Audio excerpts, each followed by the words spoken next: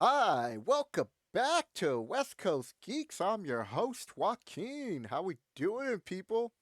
You know who's with me?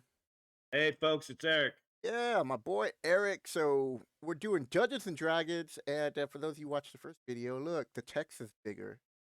Shadows of the Dragon Queens Review and History of the Ages, Part Two: The War of the Land. So, we gotta talk about the elephants, not even in the room, like in the elevator.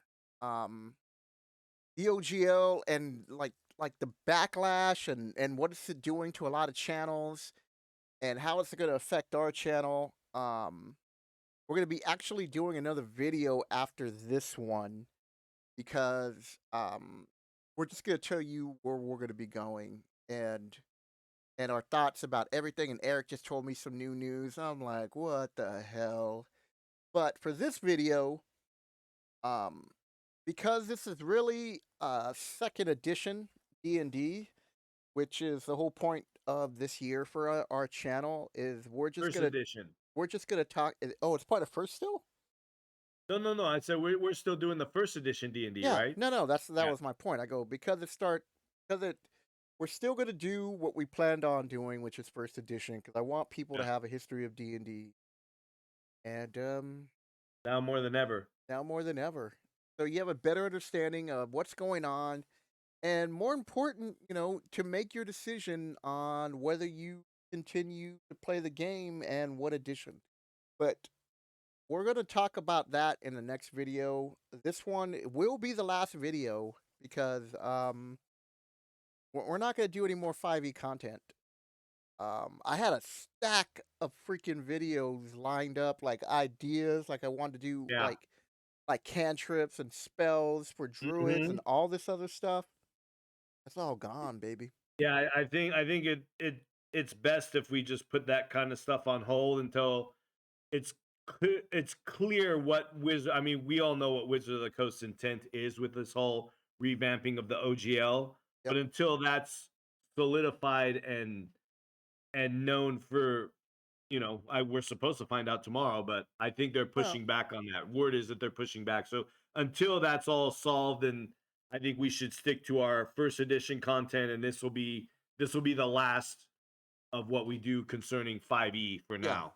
And like I said, it's a shame because this is a really good book, Yeah, and it's we were it's gonna go really turned the into community on their we on were their gonna ear. take it up to everything until we got to the actual adventure part, and I just feel like we shouldn't even do that anymore.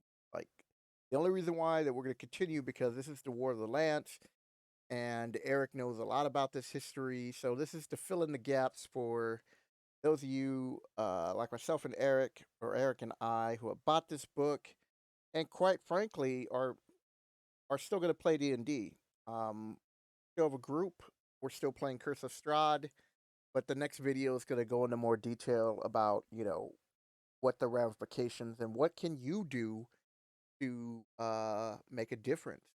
Help All right. support the community. Yep. So all the doom and gloom's gone this moment. Let's Yeah. just enjoy the War of the Lance. So Enjoy the war. join the war. That's so wrong because right now Russia's invading. Um, I God, know. God, I can't even. Ukraine. Yeah, Not Ukraine, and here I am laughing it's gonna be it's about almost a war. year. It's like, damn, March will dude. be a year. Yeah, I know it's crazy. So, let's just sit back, relax, and let's just think about a fantasy setting and learn about some history. The War of the Lance. All right, Eric, take us away. Normar Falls, Nordmar 348 Fall. AC. The true first military test of the dragon armies was the Red and Green Dragon armies' successful invasion of the unprepared realm of Nordmar. This victory convinced many neutral bands of hobgoblins and ogres in the Tamanbusuk region to align with the dragon armies, though many holdouts still remain. So this one in the original, I don't they didn't really delve too much into it in the first edition Dragonlance when it first came out. Um, if this does sound familiar, I think the Taman Busuk region was also where Ken, if I remember correctly, it's where Kendermore was, where the Kender come from, and the Kendermore was invaded. See, this is where it gets kind of fuzzy. I know Viewmaster Toad was involved in this area. I remember, I think Green Dragons had invaded Kendamore. Viewmaster Toad was around, but apparently later on, I don't want to give anything away, but yeah, he had something to do in that region as well. But I'm pretty sure this involves the Kendermore area. Okay. Any books that they could read if they wanted to read more about Um, that might mention that you can think I'm of? trying. I think there's a Viewmaster Toad origin book. Um, Viewmaster Toad, because I know he's in the beginning. Well, who is this person that let's Viewmaster Toad was one of the he managed to weasel his way up into at towards the end into the title of a Dragon High Lord. okay. And for those who are like myself, I've read the books yet. Yeah. How's Yet. that going? I don't know. I get caught up on different audios. Yeah, I gotta go. I'm listening to the first one. I always get past like the first 3 or 4 chapters, and then I don't continue it.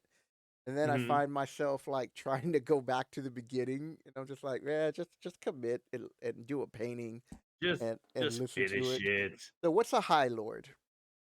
Dragon High Lords were the different commanders in the dragon armies, like Verminard, Kitiara, and those guys. So he towards the end, I believe it was after. See, again, I don't want to give away too much. I just know later on, Viewmaster Toad weasels his way into the rank of Dragon High Lord, and I won't say how he gets there, but he's this little cowardly hobgoblin, disgusting little thing. Um, that he's one of the first. If you're reading the Dragonlance Chronicles of Autumn Twilight, he's the first opponent that Tanis and Tasselhoff and Flint encounter on the road back to Solus. Oh, okay. All right, well, I got something to look forward to then. All Yeah. right. You haven't gotten very far if you ain't got to that part yet. I am not, man. All I know is I learned about the brothers, and one of them's really good with magic, and the other one's a Yeah. great sword Caramon and fighter. Raceland. We got a Kendall, and A then Kender, yeah. yeah, You got Kender. See, Caramon and I don't Raceland. even know, man. I'm messing up those names. Oh, you're making me sad, And Joaquin. and they visited this inn, and they're End of like, the last home. yeah. So this is the very beginning, and they're like, "Do you remember me?" And they play a little game, and somebody left a message for you, and I Yeah, yeah, said you yeah. hadn't been here for a long time, and he's like, "Don't Kitiara worry was the about one who it. sent the message. Like, don't worry about it. He'll be here." I'm just, I'm paraphrasing, and so Yeah, yeah. um, and then I get a It, little bit farther after that, and something about Raylan. Is that the mage's name? Raceland. Raceland. That's it. Raceland. Yeah, I thought Raceland. He has this special like staff. Staff of Magius. Yeah, the staff of mages, and people are really hesitant about him having the staff, Well, and yeah, because magic is kind of looked weird upon it, and even he grew up in that town of Solus. yeah, So, and even as a child, he was a little weird fucker. yeah. If it wasn't for his So, brother being a great swordsman, yeah, like where people would have probably dealt with him a long time ago. yeah, where Caramon was big and burly, and he was a fighter. Rayson was more sickly, almost died at birth, and he was always even before he took the test at the Tower of High Sorcery, he was always sickly. And then once he took the test, he became even worse Yep, because he basically traded his health and his constitution for magical power. I would do that. Oh, I'll be like, I'll I just don't know. find a spell later to increase my health. Oh no, there is no spell to help him. He's got to drink like this weird concoction of herbs and all this other stuff.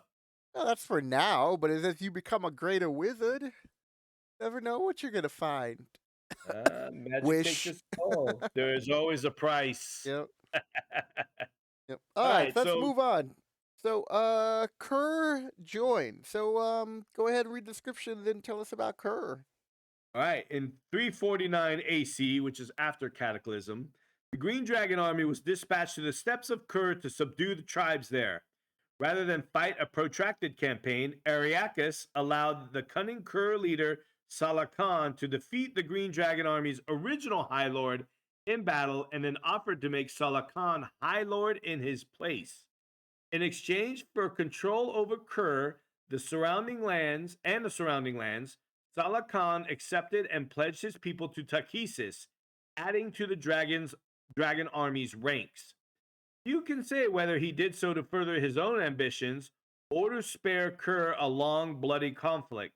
But many Kur view, but many Kur view, but many Kur view Salah Khan as a traitor to his people and fiercely resist the Green Dragon Army's occupation. Okay, So so Ariakis is basically he's the overall Dragon High Lord commander of all the Dragon armies. so He's I'm gonna have some questions to interject in here because I think these are like so vague. You have to be someone like Eric who's really embraced and loves the lore to even Mhm. know a fraction of what these people are. So let's just start off with something simple. Green Dragon Army. Who and what are they?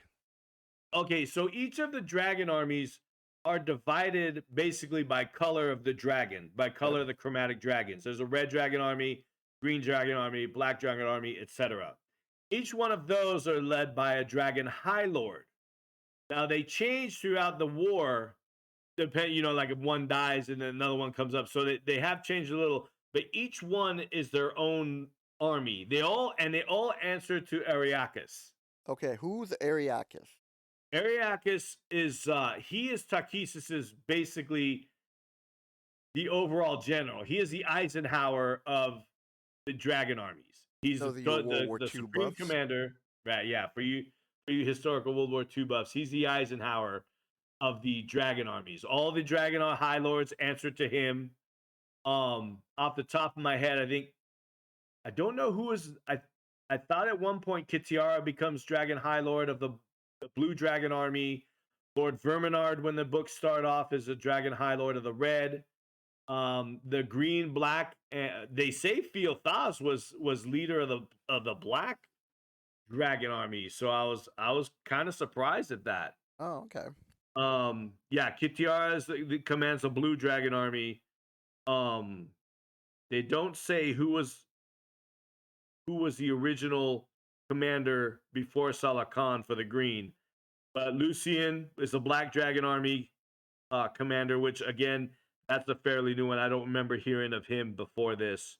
And then, like I said, Fealthas is a elf, and Oh, he's the High Lord of the White Dragon Army, which that's I don't remember that either. But that's it's been so cool. many years, I've forgotten a lot of shit. Yeah. So, what can you remember? Like, why is the lands of Kerr so special? Okay, so this is Northern Ansalon, and again, this wasn't really discussed in the original books. This was all this stuff is much later. Okay. What books would if they're like, oh, I want to read about this?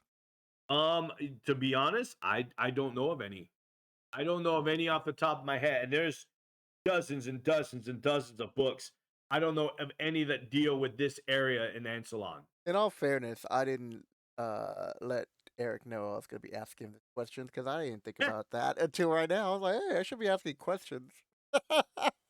Yeah, I mean, I know there's a lot of different books out there, like I could tell you, but in this area in particular, like I said, I couldn't even tell you, Salah Khan that wasn't a character that came up maybe in passing throughout all of the books. Oh, okay. All right. There might be one book out of the over 100 that's out there that deal with this, but I've never heard of it. Okay. All right. Well, on. So Yeah, we got Balaford and Lund, not land, yeah.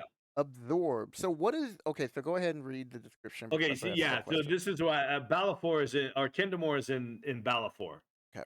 So that's why I got confused, not Nordmar. Okay. So without substantial military resistance, because it's a bunch of Kender, Balfour and the Goodland Peninsula fell to the Black and White Dragon armies. Though the land's residents are largely resigned to the Black Dragon army's ongoing occupation, the Kender of Kendamore lead the region's resistance, waging a guerrilla war against the occupiers. That sounds really interesting. A bunch of Yeah, halflings so fighting a dragon army, dude. yeah, they're more and Kenders are more they're more like elves. They look more like elves. They're small children. Yeah. But So, then, I oh, guess go ahead. for all you Star Wars fans, they're like the Ewok versus the Yeah, Empire pretty in much. Return of the They are the Jedi. Ewoks. I know some people absolutely hate Kenders. Just like Ewoks. Yeah, right? But yeah, so Kendamore, they lead the resistance. Oh, I almost gave away a huge spoiler, but I won't. Okay. What else So, could you but tell yeah, us about, like, what's Goodlund? Goodland is an area also up in that off the bay. I want to say the Bay of Balfour. Okay. The surrounding area. They're mostly like they're not really a very militant people. It's not like the Knights of Salamia or anything like that. They kind of just were like, oh, whatever, you're gonna take over. We don't have the armies to oppose you, so go ahead and take over. Where the Kender are like, all right, sons of bitches, they're gonna, hit and run kind of tactics. Because again, Kender are not a martial race. Okay. So, but there is a book actually. There's a book for that one called Kendermore. Oh, really? All right. Yeah, so Okay. that I do remember. Okay. So now, That was written fairly early in the saga. I think it was 89, something like that. So again, it's with Tasselhoff Burfoot, one of the most famous Kender in all of Ansalon. But okay. yeah, that's a good one.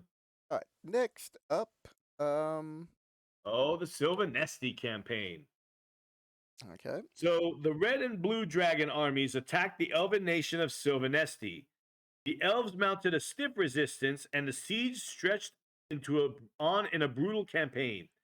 After a year of fighting, the Sylvanesti elves evacuated from their ancestral home using what's a Slaw which is secret way in Elvish, Okay. and sailed for southern Urgoth. The elves' leader, Speaker of the Stars Lorak, attempted to use an orb of dragonkind to protect his homeland, but succeeded only in transforming it into a land of nightmares, useless to both sides. And So that was due. Oh, go ahead. I was gonna say, so at before the fall of their home, Uh-huh. he tried to use the orb of dragonkind.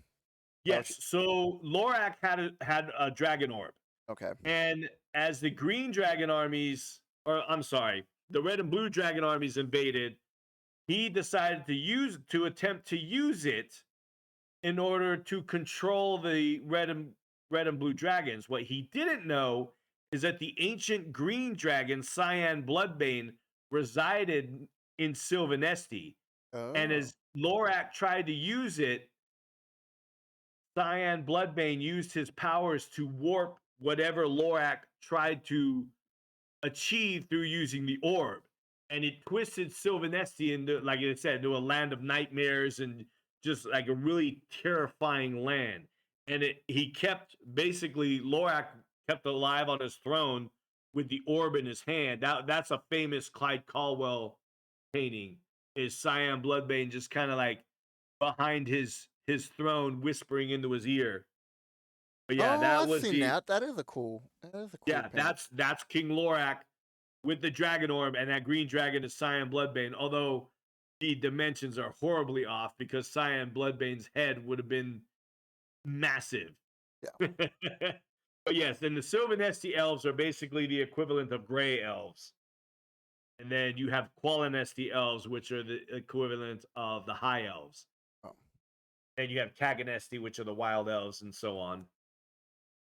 But yeah, that was they when they fled to southern Urgoth, they had to basically sneak out of their own land. Oh, damn. And that's dealt with, I believe that's dealt with in the first book, Chronicles of Autumn Twilight. Oh. Okay. Well, there you go, people. Anything else you want to add? No, not without giving too much away. Okay. Like I said, the red and blue dragon armies, those are led by High Lord Verminard and High Lord Kitiara, and they're the ones that are the main protagonists in Autumn Twilight. Okay. All right. Well, there you go, people. Now you know what books you got to read. Yeah, start with the Chronicles. They're great. All right. And the dragon armies recoup. Okay, so they regroup Oh, regroup, recoup. recoup with virtually all of Eastern Ansalon under their control. The dragon armies have spent much of the last year regrouping and consolidating their power. The red and blue dragon armies have returned to the Taman Busuk region, tasked with preparing to invade Solamnia. The White Dragon Army has ventured south to conquer Ice Reach, where its white dragons can fight effectively in its frozen lands. Let's see. The Green and Black Dragon armies focus on their occupied lands abroad. In Naraka, zealots and black robe mages devise magical plans to empower Dragon Army forces. One such plot, involving the ruins of an Istarian city, captures the imagination of Dragon High Lord Verminard. He tasks his devotee, Kansaldi Fire Eyes, with claiming a devastating new weapon for the dragon armies. So that basically, that last part right there, in Naraka, they're trying to find weapons and that was made specifically for this module because that was this is the first time that is mentioned. Oh, really? Okay. Yeah. Yeah, so that's probably where the setup for this module in this book will Yeah, this is come where from. they're rolling on. So, Yeah. anything else you can add to? No, I mean this is just talking about how I find that they return to. Oh, okay, okay, never mind. Yeah, I don't want to say anything because it would give some major spoilers. Oh, But yeah, the general idea of that is correct, but who does what is a little different. But yeah, I don't want to go too much into that. But yeah, okay. so basically they're regrouping and they're going to attack Salamnia. That is actually the attack on Salamnia will be in the next book, the second Chronicles of Dragons of Winter Night. Oh, there you go, people. Yeah. You got your homework ahead of you. Yep. Okay. Those three books. Autumn Twilight, Winter's Night, and Spring Dawning. All right. So, now we're in the wrap up here, and I gotta say, this is pretty sad for Eric and I because we were really looking forward to completing this book up until the end of the module and talk about the different gods and the Mhm. player Yeah. characters and everything. And you know, this is just all gone to hell, which is why we're gonna be doing another video after this one really quick, and we're gonna just go more in depth about um what people are doing, what people want to do, what my group is going to be doing in particular, um, what Eric's separate group is going to be doing. So we have a lot of things we're going to talk about, but let's just do the wrap up with Dragonlance. So, Oh, Dragonlance. That's a great artwork, by the way. That's another one by Clyde Caldwell. It's actually the first Dragonlance module, DL1, Dragons of Despair, I want to say. oh really? And that's with Gold Moon, starting from left to right. That's Gold Moon.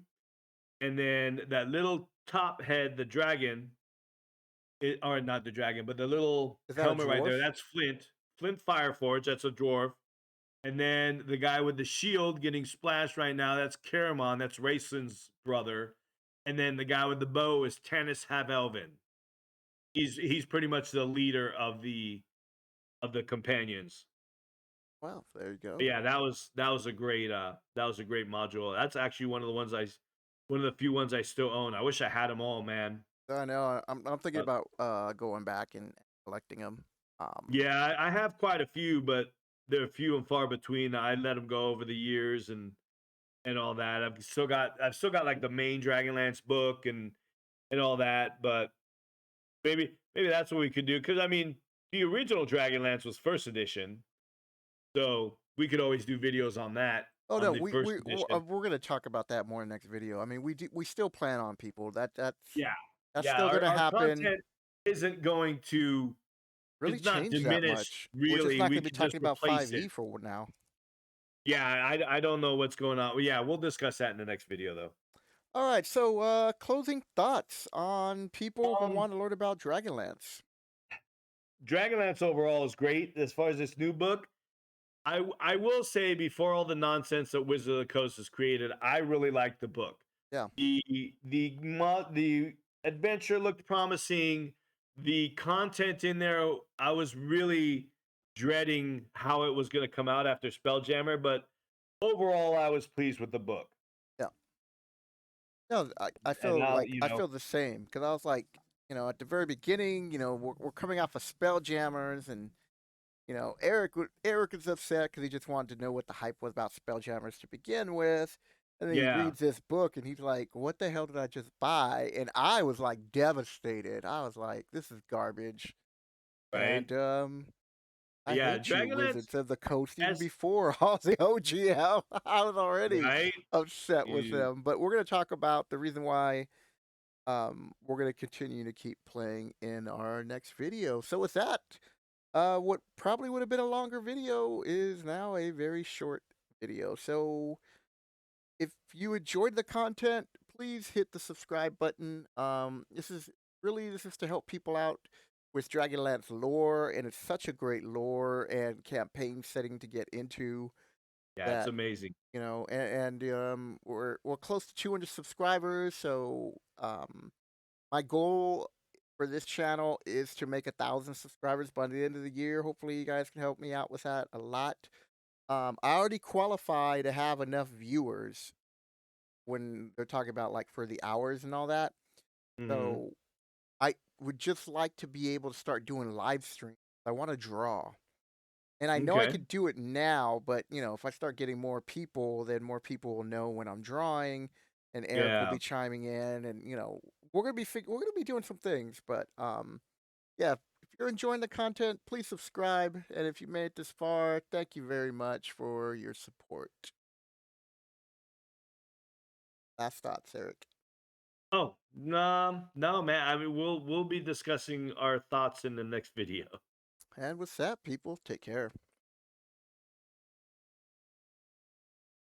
Eric's too sad to say goodbye. No, I was wait. I thought you were gonna say something else, and I was waiting, and then you said that. I was like, oh, and then it kind of caught me off guard. Yeah, dude, it's super bummy, dude. It is. Like, Yeah, I I mean, haven't even turned honestly. out the video, Eric, because usually you say bye. Oh, I'm sorry. Bye, guys. Are we still on?